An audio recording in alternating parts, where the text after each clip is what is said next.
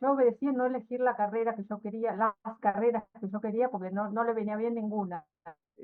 ¿Cómo es la obediencia de la iglesia, del Opus Dei hacia la iglesia?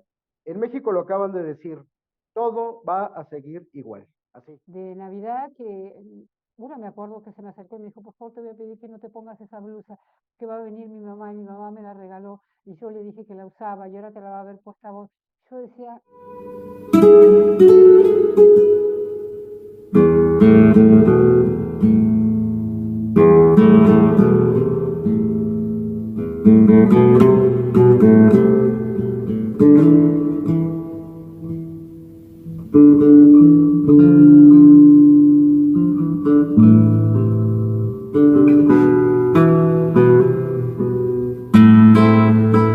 bueno, continuamos entonces con este encuentro hablando sobre la obediencia. Y ahora sí, vamos a ver ese testimonio que nos anunció Marina y recibimos. Muchas gracias. Después te escuchamos, Melissa.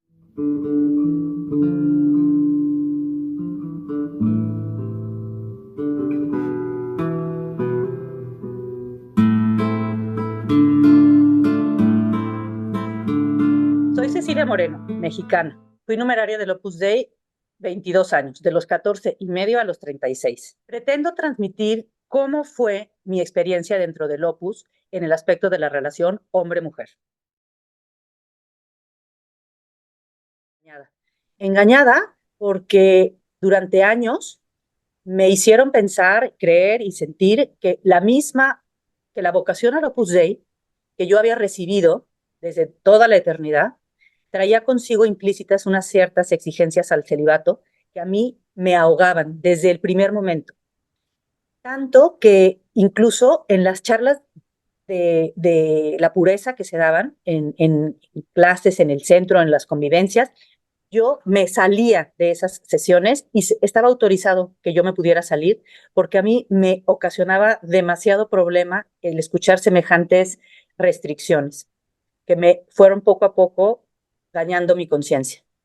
Pero digo que fui engañada y lo experimenté, lo vi, lo palpé, cuando estando en Roma, en una clase en el Colegio Romano, en la que el padre Ocaris, don Fernando Ocaris, nos expuso su nuevo libro del Opus Dei en la Iglesia, que en ese momento era un bestseller, y él señaló que, y se señala en el libro, puedo casi recordar la página y el lugar en el libro en el que él reconoce que la vocación al celibato es una vocación distinta a la del Opus Dei. Y por tanto, la vocación al Opus Dei era la misma para todos. Hacía en esa época un gran énfasis en que era la misma vocación para todos. Y en ese momento entendí por qué decían que era la misma vocación para todos, la del carisma de la santificación de la vida ordinaria, pero no el yugo que a mí me habían impuesto del celibato. En ese momento me percaté del engaño en el que yo había vivido y ilusamente fui con la directora para hacerle ver que yo sí tenía la vocación a el carisma del Opus Dei, pero no la del celibato, pensando ilusamente, repito, que me dejarían salirme del régimen de numeraria, pero no fue así. Vino la siguiente manipulación, el siguiente engaño. Cecilia, tú lo que tienes son unas gracias especiales, gratis date, para poder ayudar a las personas en crisis de vocación, porque tú has vivido tantos años en crisis que tienes maestría. Y no fueron literales las palabras, pero realmente adquirí la maestría en poder abordar, tratar y dirigir a las personas en crisis de vocación. Es tan peculiar cómo se vive y tan incisiva la formación en este ámbito que solo se explica por el afán antinatural de que vivan en celibato personas realmente común y corrientes, las que supuestamente han recibido de Dios esa vocación para garantizar la continuidad de la institución. El padre Ocaris reconoce en su libro El Opus Dei en la Iglesia que la vocación al celibato es distinta a la del carisma del Opus Dei, pero en la práctica la reciben los que a criterio de los directores son idóneos. La confusión y el engaño radica en que nunca te mencionan que son dos vocaciones y se unifica la fidelidad a Dios y al Opus con el vivir las arduas exigencias del celibato. Pensándolo bien, es tan falsa esa vocación al celibato que hay terror en el Opus de que se conozcan hombres y mujeres, numerarios o agregados, por lo que se exige que se tenga entre ellos 5,000 kilómetros de distancia. El trato con personas del otro sexo, frase propia del Opus, es todo un apartado del plan de formación de numerarios, agregados y auxiliares para asegurar su permanencia en la institución. Pero entrando en vivencias, ¿cómo no mencionar el tan repetido cuidado de la vista? Yo me lo tomé tan en serio que no miré a ningún hombre en 22 años. Digamos que me puse un cilicio de ojo. Es tal la obsesión de no relacionarse con hombres que a mí me dañó a tal grado que la sola cercanía de un hombre me alteraba mucho. Y la escrupulosa conciencia que te forjan hizo que acudiera a la confesión en muchas ocasiones, más de una vez a la semana, por haberle permitido a mi cuerpo sentir algo. Y como en el terreno de la pureza no hay materia menor, prefería, por delicadeza de conciencia, dudar de mí, perdiendo así mi propia brújula. Me pregunto, ¿dónde está el límite entre el sentir y un segundo de gozo por la satisfacción de una hormona alborotada en plena adolescencia y juventud? En ese nanosegundo, ese sentimiento se convertía en pecado y, por tanto, en materia de confesión. Si a eso le sumas la prédica de que quien recibe la Eucaristía en pecado come y bebe su propia condenación, todo engranaba perfecto para una enferma manipulación de la conciencia. El punto 161 del libro Camino muestra claramente la espiritualidad de una persona retorcida, escrupulosa, deforme, castrante e insensible.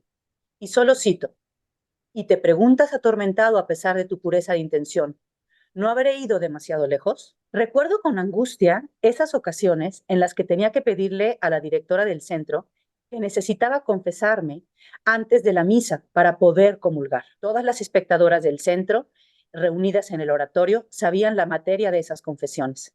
Francamente intimidante. ¿Eso cómo se repara? ¿Quién va a pedir perdón por haber dañado así la conciencia y haber quitado la paz interior por tantos años a tantas personas? Eso no lo hizo una u otra persona. Es la institución misma la que lo propicia. Y pienso que ahora que tienen que salvaguardar el carisma y adaptar la institución, como se los pidió el Papa Francisco, creo que están ante un dilema, porque está difícil defender un carisma que promueve semejante violencia a la persona. Y a la vez no es tan fácil eliminar esas praxis que permiten la permanencia de la institución, al promover y sostener la vida de entrega en celibato de algunos de sus miembros. Cuando me preguntan por qué pude vivir ese régimen por tantos años, respondo: hay todo un procedimiento institucional para intentar inhibir la sensualidad, la sensibilidad, la sexualidad.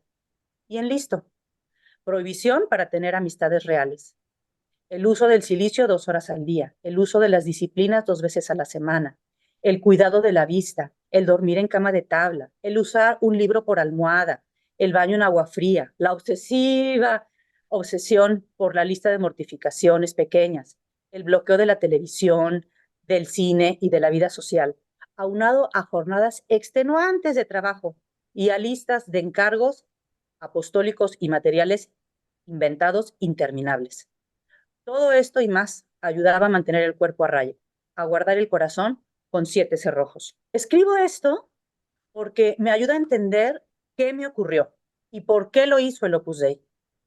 Y también para que las personas que salen de la obra puedan entender un poquito ante la gran confusión con la que llegamos al mundo después de esos años de clausura. Y finalmente, por si alguien quiere entrar al Opus Dei, ya no podrá decir que no sabía lo que le iba a ocurrir. Pero tengo que decirte que el primer motivo por el que yo lloraba en el Opus Dei era por experimentar la ruptura interna.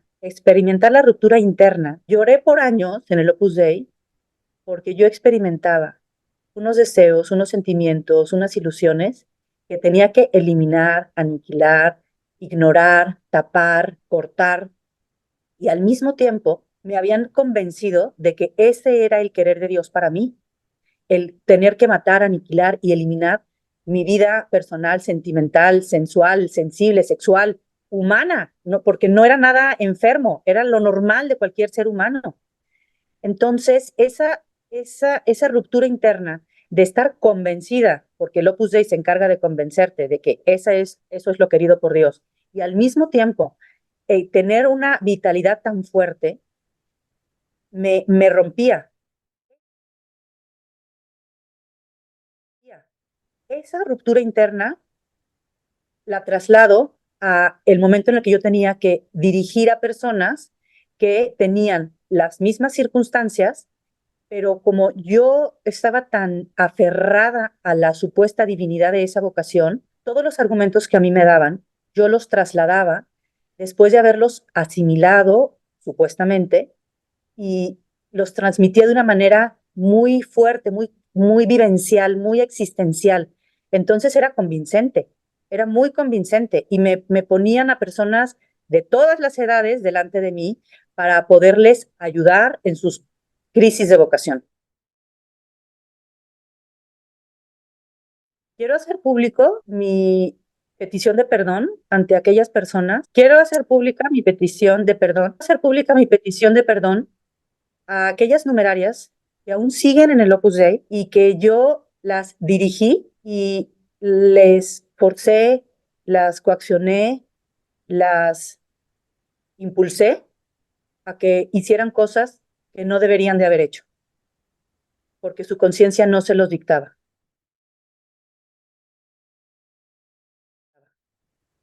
Y quiero pedir perdón especialmente a una numeraria mayor que fue directora regional de un país por muchos años y que después de muchos años regresó a México cansada, enferma, y llegó un momento en el que esta pobre mujer, exprimida como un limón, no generaba recursos y ya no se le servía a la obra. Y a mí me pidieron que le pidiera que se mantuviera, que trajera recursos al centro para mantenerse. Esta señora de 70 años, que estaba en una situación de enfermedad funcional, a la que se le podía pedir que hiciera algo por traer recursos y no ser una carga para la obra, le decía semejantes cosas tan inhumanas, tan ilógicas. La busqué una vez que me fui del Opus Dei, no me facilitaron el contacto porque ya ella ya perdió el contacto, ya mentalmente no está bien. Y quizá yo fui parte de esa pérdida de contacto con la realidad de esta pobre mujer, porque no era lógico lo que yo le estaba pidiendo, que me pedían que le pidiera. Perdón, perdón.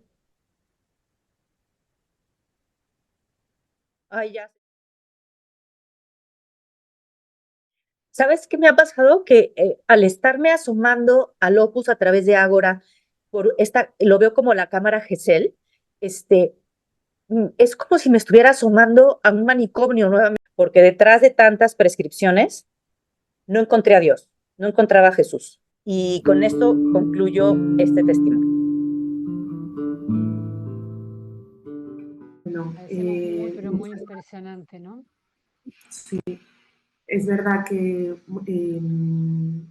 este testimonio recoge, ¿no?, como muchos temas que hemos ido viendo como en los últimos Zooms y tal, pero sobre todo creo que refleja a la perfección ese paso del pensamiento colectivo, digamos, o de obedecer, ¿no?, y la ruptura interna que eso va causando al ir en contra de la propia conciencia, y luego qué pasa cuando una persona recupera, ¿no?, su conciencia, su vínculo personal con los demás y no se ve solo como una directora o con ese rol o esa autoridad que le han dado, ¿no?, en el Opus Dei, sino que lo ve de persona a persona y de igual a igual.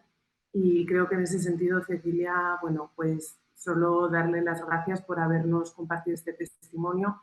Cecilia anteriormente compartió su testimonio por inteligencia artificial y ahora pues ha querido dar ese paso, y también por eso queríamos reservarle este espacio, ¿no?, para que lo pudiera compartir.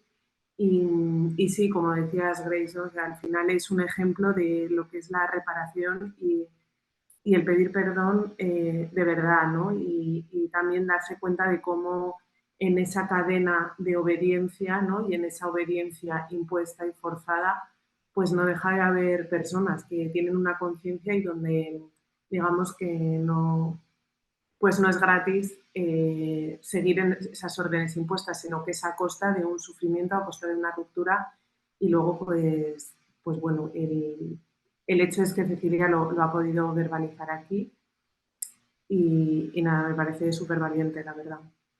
Yo quiero ¿Puedo? agradecerle, sí, quiero agradecerle muy especialmente a Cecilia, porque hay que ser muy valiente, hay que tener mucha humildad, hay que poner la cara y decir lo que ella ha dicho con nombre, con apellido, y solo quiero transmitirte, es mi sentir, que aunque no se lo hayas podido decir en persona, esa persona lo ha recibido, porque en tu alma y en tu espíritu estaba esa grandeza y de alguna manera eh, las personas perciben cuando alguien está queriendo pedirle disculpas. Es algo que tienen las almas cuando se pueden comunicar. Así que muchísimas, muchísimas gracias, Cecilia. Creo que esto es lo que debería ser la obra como institución, eh, porque reparar es de justicia. Así como hemos escuchado, pueden volver a verlo en el canal de YouTube, ese duelo de titanes, que están especialmente recogidos, donde Flavia de Suto nos hablaba, ¿no? De esa reparación que es necesaria, que es de justicia y que la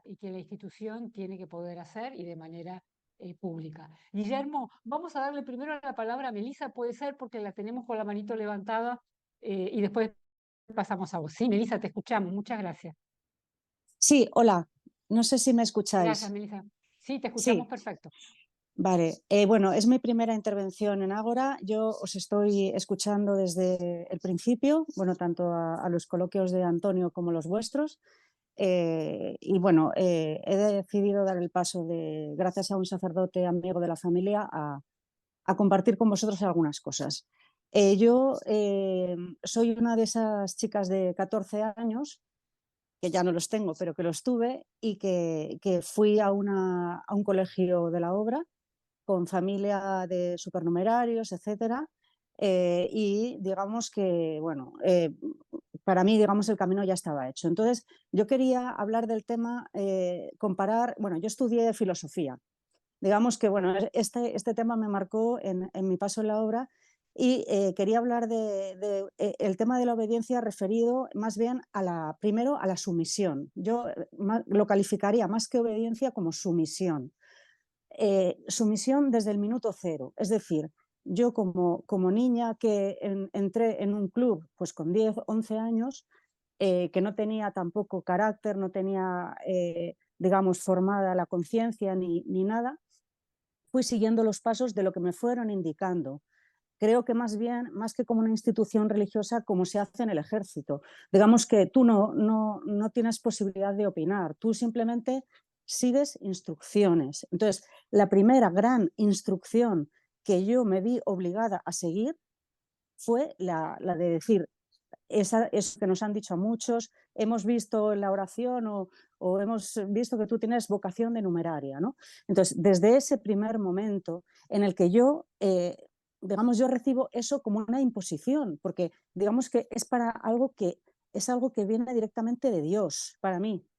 Entonces, digamos, claro, yo, niña de 14 años, frente a un Dios todopoderoso que por boca de una persona me está diciendo que yo he sido elegida para algo, ¿quién soy yo para negarme, ¿no? Pero digamos que yo desde el primer momento vi que aquello era algo que me había tocado, por así decir, pero que yo no tenía otra elección. Es como, no sé cómo decirte, cuando te dicen, pues yo qué sé, tu padre tiene cáncer y tienes que resignarte a eso. Entonces, ¿qué ocurre? Que yo creo que el problema está en que no permiten que tú pienses. O sea, lo que hacen es bloquear toda capacidad que tengas tú de pensar libremente, y anularte por completo la voluntad, la conciencia y cualquier cosa, digamos que tú, o sea, yo entendía que yo era como un tornillo que estaba dentro de un engranaje, pero jamás entendí que yo era un hijo de Dios. O sea, yo entendí que era alguien que estaba al servicio de la obra de Dios, pero entendí que siempre era como una esclava de eso que en lo que me había metido, no algo que yo había decidido voluntariamente. Y también una cosa que mucha gente me pregunta, ¿cómo decidiste dejar la obra? Y siempre digo, yo no lo decidí. O sea, fue mi cuerpo que se rompió. O sea, mi cuerpo se rompió y dijo, no puedo soportar el haber estado, o sea, el tener una conciencia y tener unas ideas propias y de repente ver que te están anulando por completo tu voluntad y tu vida hasta que te rompes en dos. Y bueno, ya en otro momento no me quiero extender, pero os contaré más detalles porque fue una historia muy traumática para mí. Y bueno, os agradezco muchísimo, sobre todo a Agustina, el haber abierto Opus Libros y a todos vosotros por dar visibilidad a esto, que está ayudando a mucha gente y que creo que es un deber de los que hemos pasado por esto y que nos atrevemos a compartir, denunciarlo y ayudar a la gente que está dentro para que den el paso, para que no tengan miedo. Yo os digo que he tenido miedo y de hecho no he dado mi nombre real y no quiero poner mi cámara por miedo a las represalias, porque tengo mucha gente en mi entorno y porque nadie entiende. Ni los de la obra no entienden lo que yo pienso y los que no son de la obra tampoco entienden lo que me ha pasado.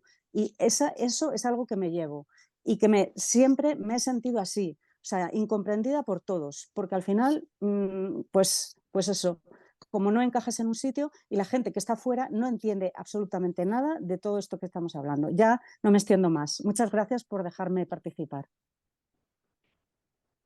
Muchas Un gracias a abrazo. ti, Melissa, por este testimonio. A ver, quiero leer algo que está en el chat y vamos a recordar a todos que es un espacio donde todos nos sentimos libres, donde participa el que quiere levantar la mano, el que desea compartir. Aquí pone alguien, Ninay se está pidiendo que por favor no le escriban por privado, que no le pidan el móvil, que no, por supuesto, o sea, a ver, viva la libertad, el que quiere participar, participa, cada uno tenemos nuestros tiempos, a veces hay más tiempo de escuchar, hay cosas que hay que procesar, y viva la libertad, Ninay. Gracias por comentarlo y por decirlo. Aquí no vamos a hacer lo mismo que estamos criticando, así que muchas gracias y siéntete profundamente respetada. Guillermo, tenías una postdata que querías comentarnos para después avanzar con otro testimonio que teníamos. Te escuchamos. Así es, muchas gracias. Mira, es muy breve.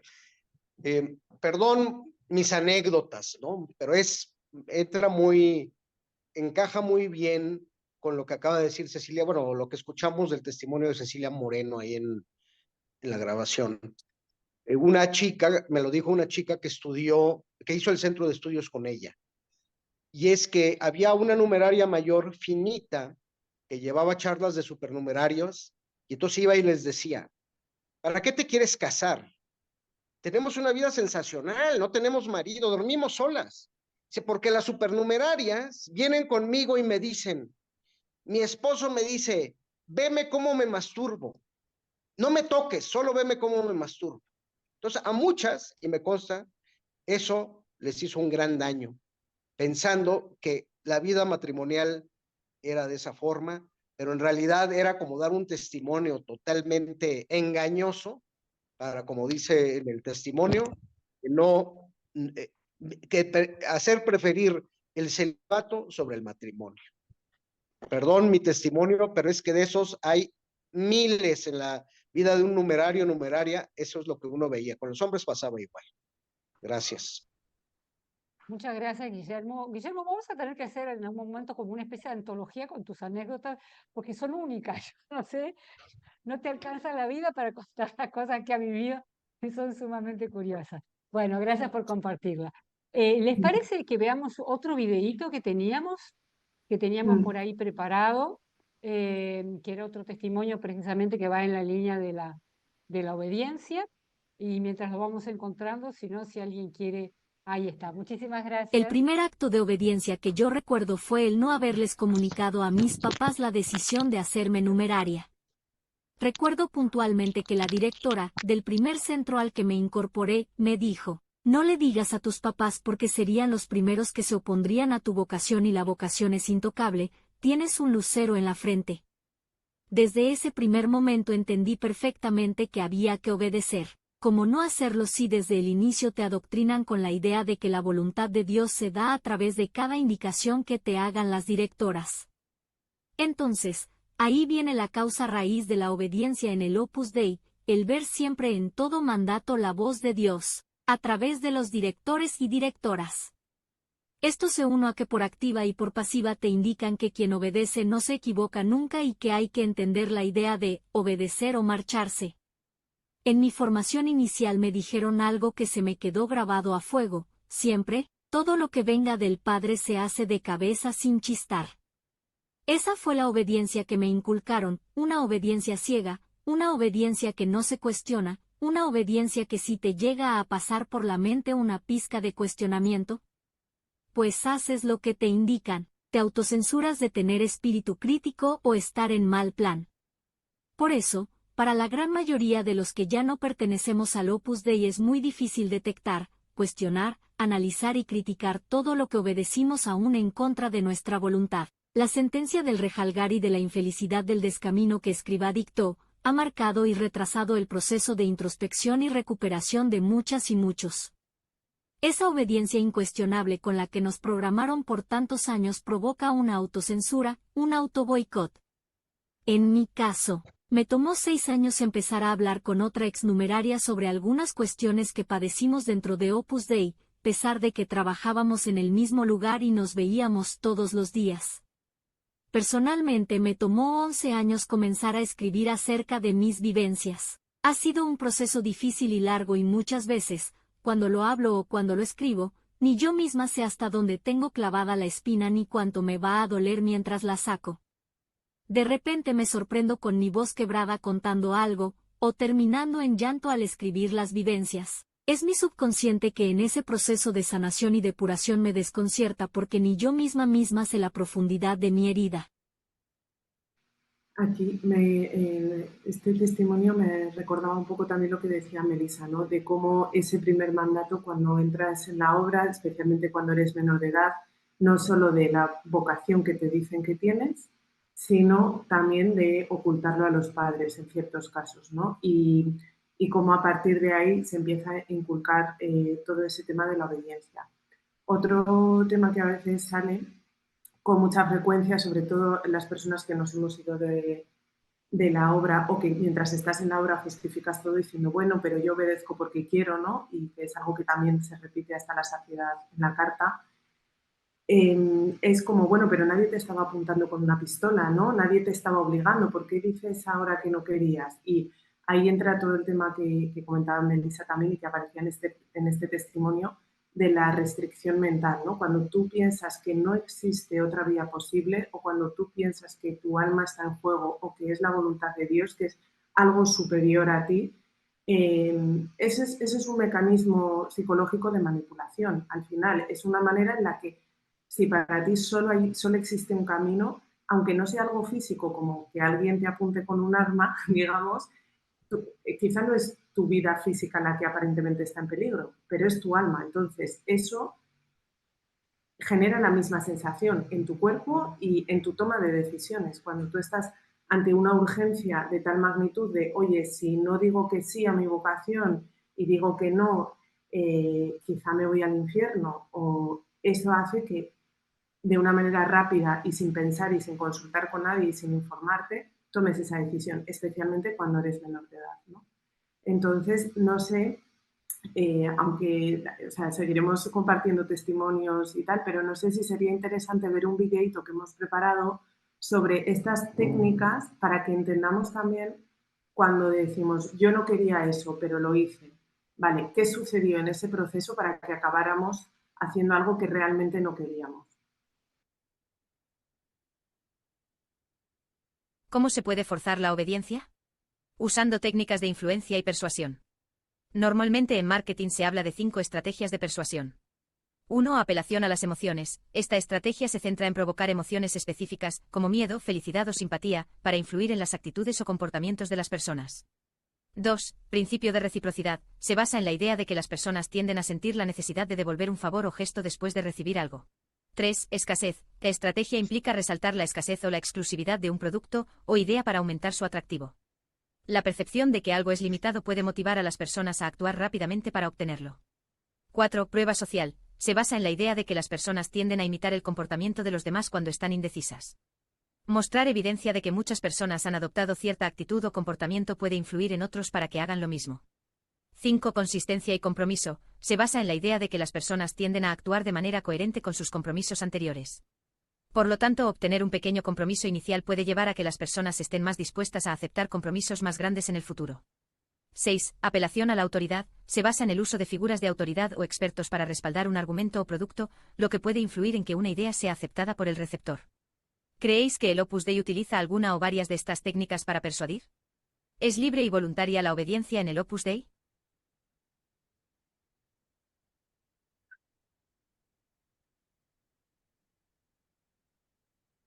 Qué pregunta, ¿no? Qué, qué pregunta. ¿Alguien quiere hacer algún comentario? ¿Alguien quiere compartirnos algo? Sumamente ilustrativo este material. Muchísimas gracias por haberlo preparado, ¿no? Estamos como silenciosos hoy. Hay momentos, ¿no? Grace. Acá había un... Sí, Sol, sí, Sol, sí. con todo cariño te escuchamos. Que todavía no encuentro la mano. A lo mejor algún día la encuentre y vaya a saber ese día. No, pensaba en relación a cómo opera el Opus Dei. El Opus Dei es una organización coercitiva, o sea, creo que la obediencia le queda chica.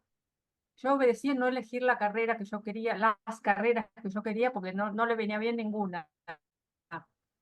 Obedecí en agarrar trabajos, obedecí en renunciar a trabajos, obedecí, por supuesto, en mi domicilio donde yo vivía.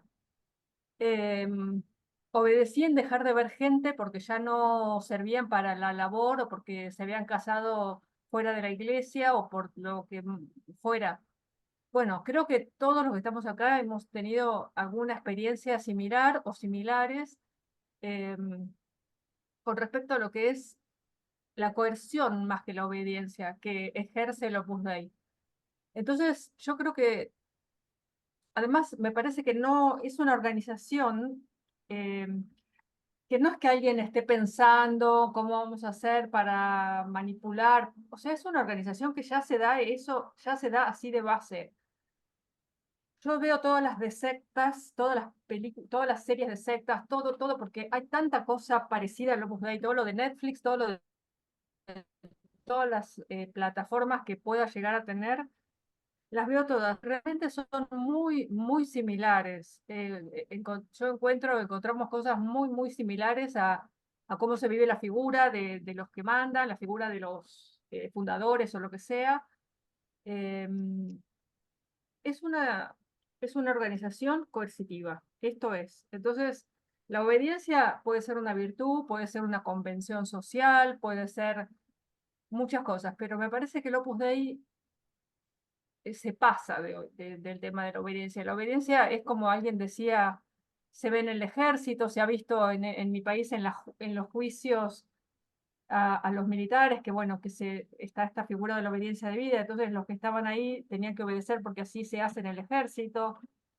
Pero realmente el Opus Dei es otra cosa, me parece que es eso, coerción. Es una presión fuerte que se hace desde que te dicen no se lo digas a tus padres y a partir de ahí absolutamente todo. Y es muy eficiente, es absolutamente eficiente en sus esquemas coercitivos. Bueno, eso quería decir. Gracias, Sole.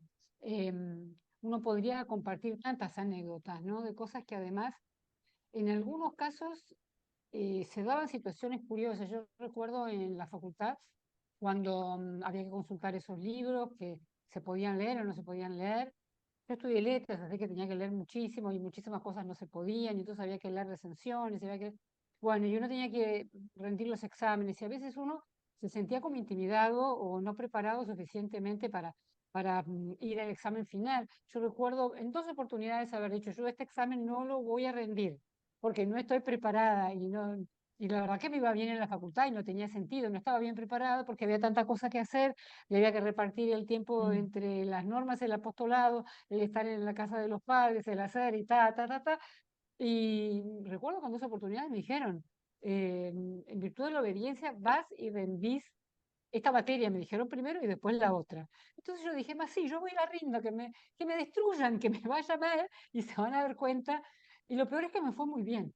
A ver, ¿por qué se dio eso? No lo sé, pero yo creo que era la excepción que confirmaba la regla, porque tampoco había necesidad de hacer pasar a las personas por situaciones de tanta tensión, porque uno sabía lo que se había preparado, lo que sabía, si estaba capacitado o no, y a mí se me hacía como muy difícil poder aceptar que, aún sabiendo el estado en el que estaba de preparación de una materia, simplemente por obedecer me iba a ir bien. Nunca lo comprendí eso, pero bueno, eso en realidad era un aspecto ridículo en comparación con tantas otras cosas que uno ha tenido que hacer, de ocultar cosas a la familia, de ocultar, de mentir, de no respetar cosas de los padres, porque la prioridad era obedecer y obedecer. Eso me parece que es una de las cosas, y con el paso del tiempo más, ya te doy la palabra menta, es una de las cosas que más he lamentado en mi vida, lo que he hecho sufrir a mi propia familia. em, con tantas idas y vueltas y engaños y simulaciones que no hacía falta, que no hacía falta. Ellos podían comprender o no comprender, pero no se merecían por parte de uno esos engaños en nombre de Dios, que claramente no era en nombre de Dios. Menta, te escuchamos que estás ahí ávida por hablar. Sí, unos puntitos quería ver. Por un lado, me preguntaba cómo es la obediencia de la obra a la iglesia, ¿no? Ahora que están viendo qué hacen con los estatutos, cómo tratar de disfrazar algunas cosas para que les aprueben los estatutos, pero pareciendo nomás, ¿no? Agregando los misterios de la luz, ¿no? Y nada más. Después, por otro lado, digo, y otras cosas concretas, por ejemplo, la obediencia a vivir en la sinodalidad, ¿sí? Que yo pregunté a varias numerarias qué habían hecho con el tema de la sinodalidad, qué habían organizado, cómo lo habían vivido y no supieron contestarme. Y ese fue un pedido del Papa a la Iglesia universal, a toda la Iglesia, ¿no? Después, por otro lado, lo que vos decías con respecto a la familia. Yo conozco unas ex numerarias auxiliares que se fueron porque ellas trabajaban de 7 días de la semana, un montón de horas. Sus familias tuvieron problemáticas muy serias, sobre todo de salud. Necesitaban ayuda y la obra les proponía una ayuda miserable, miserable. Y ellas optaron por irse para poder ayudar a sus padres con un sufrimiento grandísimo. A mí personalmente me pasó también el que yo me viniera o sea, me fuera de la ciudad donde estaba viviendo y tener que volverme a mi ciudad para poder ayudar a mis padres, porque también lo que a mí, cuando yo pedí la ayuda familiar para poder quedarme donde ellos me pidieron que yo estuviera, era una miseria. Y digo, y en casos en que las familias, o sea, padres o madres estaban pasando enfermedades serias, estoy hablando, ¿no? En mi caso, mi madre tenía un cáncer muy serio, muy difícil. Y a mí personalmente me parecía se me rompía la cabeza y se me rompía el alma porque me parecía muy incoherente andar haciendo apostolado, andar haciendo proyectos, no sé, levantando escuelas en distintos lugares y no ayudar a mi madre. O sea, era algo que me quebraba realmente el alma y yo cara a Dios veía que algo tenía que hacer. Yo cara a Dios y me tuve que venir y acá no me aceptaron vivir en un centro, me mandaron a vivir a la casa de mi madre. Bueno, eso es lo que a mí me parece que este tema de la obediencia, esa obediencia ciega, anuló la libertad del cara a cara con Dios, de aquello que yo veo con Dios. Pero entonces, ¿qué sentido tiene toda la ética que enseñan en la obra? Es un contrasentido, porque vos haces oración, pero lo que vos ves, no importa, los directores van a decidir a fin de cuentas lo que tenés que hacer o no. No sé, a mí personalmente eso me produjo mucha rotura interior y conozco a muchas otras ex que les pasó exactamente lo mismo. Nada más. Estás en silencio, por si acaso, que creo que estabas diciendo algo. Gracias, le estaba diciendo que muchas gracias a Menta por su testimonio. Gracias. Guillermo, te veo nuevamente con la mano levantada. Así es, gracias. Oye, respondiendo a lo que acaban de preguntar, ¿cómo es la obediencia de la iglesia, del Opus Dei hacia la iglesia? En México lo acaban de decir, todo va a seguir igual, así, dicho por los directores. Oye, que ya no somos prelatura, que todo va a seguir igual, todos tranquilos. Entonces, ahí está la obediencia, ¿no? Te obedezco mientras me convenga, no te obedezco mientras no me convenga. Es un asunto muy sencillo, cómo actúa el Opus Dei. Mientras el Opus Dei pide una obediencia total del cuerpo, la mente y el alma, ellos no dan nada. Así son las sectas, efectivamente, como dijeron, llámese legionarios, bueno, que también quiero contar brevemente de cómo era la obediencia en los legionarios. A mí me casó un sacerdote legionario, que yo invitaba a las meditaciones del Opus Dei del sábado en la noche en los centros de San Rafael, y un buen día saliendo de una me dijo, oye, quiero ser sacerdote. Yo feliz dije, no, pues mira, primero tienes que pitar y... No, pero con los legionarios, me dice, bueno, el gozo al pozo, ¿no? Ese sí se hizo sacerdote, reconoce, lo dijo en mi boda, por eso lo puedo decir, que es sacerdote gracias a que yo le insistía. Bueno, él vivió con Maciel, eso es lo que quería platicar. Él vivió con Maciel, y entonces Maciel, en sus habitaciones, bueno, tenía en la casa donde vivían, ahí por la Universidad de Anáhuac del Norte, en el Estado de México, tenía en la casa, era un terreno muy grande, tenía como sus habitaciones, su casa aparte, y no podían entrar. Entraban otras mujeres. Y dice, llega un momento en que cuando te obligan en esa obediencia de esa manera, tú pensabas, esas mujeres son hermanas mías, que no conocía ni había visto, que ayudan a las necesidades del padre, porque también a Maciel le decían padre. No, eran las mujeres, pues no sé, las mujeres que tenía para sus servicios sexuales y de otro tipo.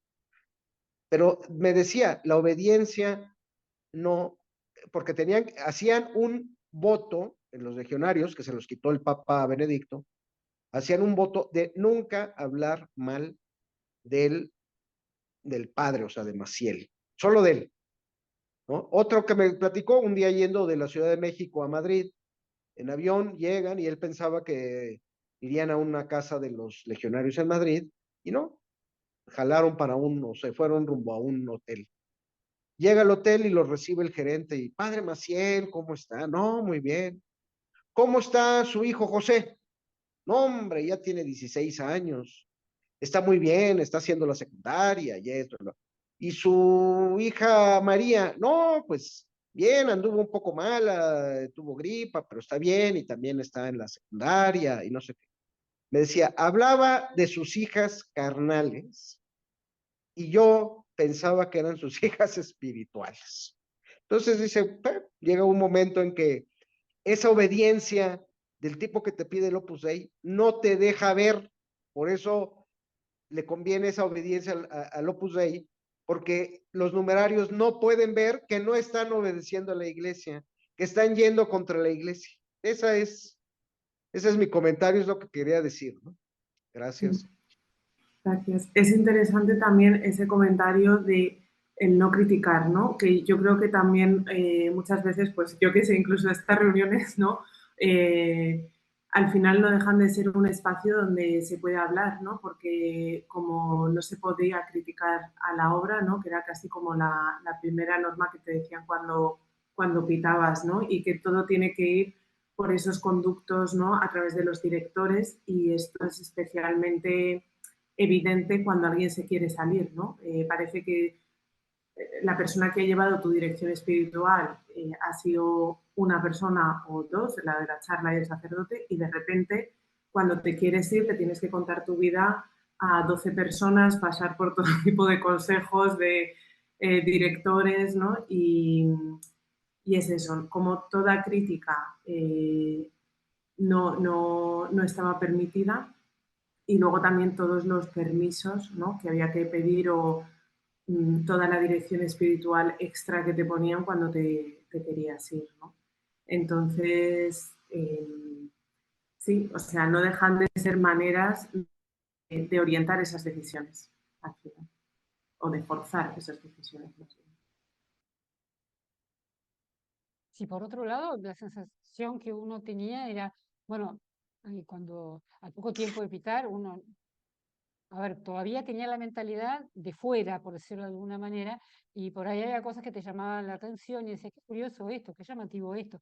Pero como desde el vamos ya en la formación estaba todas aquellas características que uno tenía que vivir, y el tema de la obediencia, el buen espíritu y todo lo demás, uno no se animaba a preguntarlo. Y a medida que iba pasando el tiempo, uno decía, bueno, pero esto es tener espíritu crítico, ¿no? Porque cuando uno planteaba alguna cosa era tener mal espíritu o tener, ¿no?, el mal espíritu, el espíritu crítico, y entonces uno, en vez de sentir que podía aportar o acercar una visión distinta, sin ser una visión opuesta de lo que a uno le decían, sino simplemente por ahí con algún matiz, pero es como que no había mucho espacio para ese tipo de cosas, ¿no? No había mucho margen.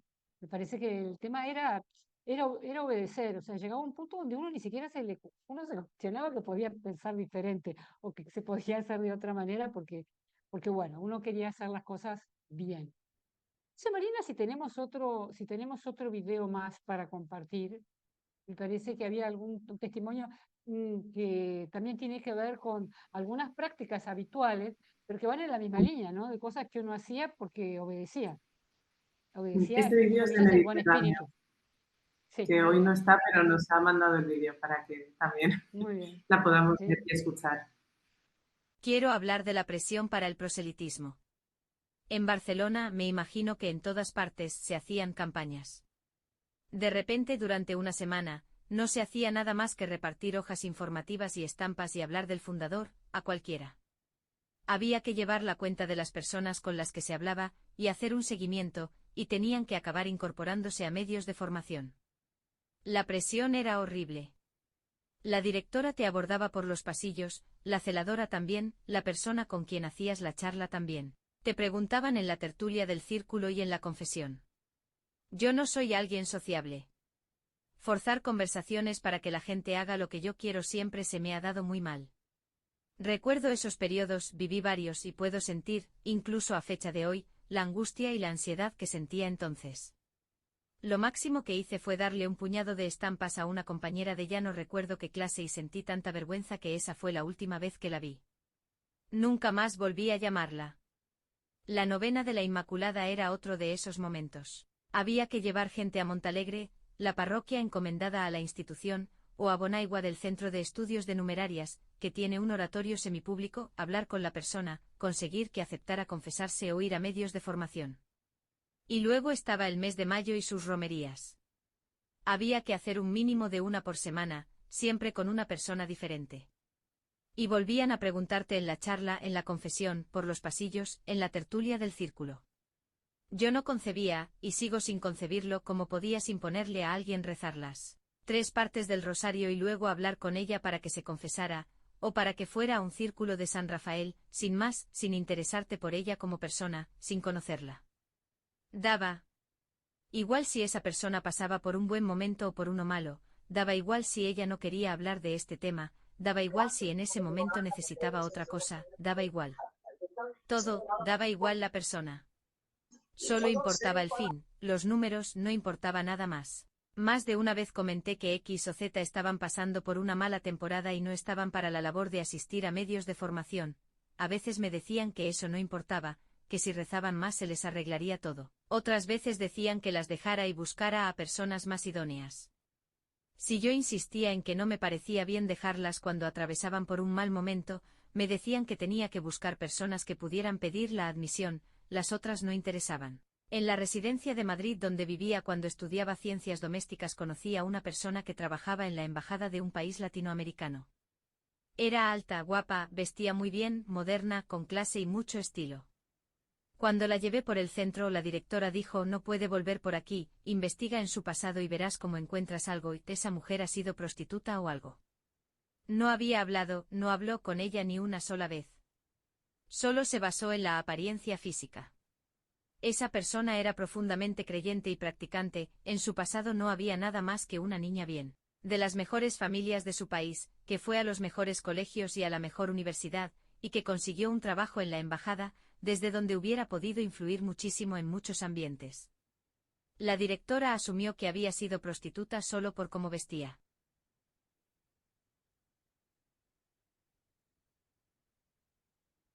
Wow, el tema de los prejuicios, ¿no? De los prejuicios que nos contaminan. Que nos contaminan y que nos... Bueno, tal vez ese prejuicio a ella la salvó de ser captada, por decirlo de alguna manera, por algo que ni siquiera era, ¿no? Estaba pensando, Grace, perdona, en esa obediencia en la forma de vestir, ¿no? Cuando, o sea, cuando decía al principio Guillermina y se rescataba de la carta, también creo que lo comentaba Paco en el chat, lo de se puede mandar en todo, ¿no? Incluso en la forma de vestir, ¿no? Los tirantes, la largura de la falda, del bañador, bikini, bueno, que eso no sé si entra dentro de la dirección espiritual, dentro de la moda, ya no sé en qué ámbito entra, pero lo que estaba claro es que hay una forma de vestir unificada y no, eso no puede ser que todas nos hayamos puesto de acuerdo, ¿no?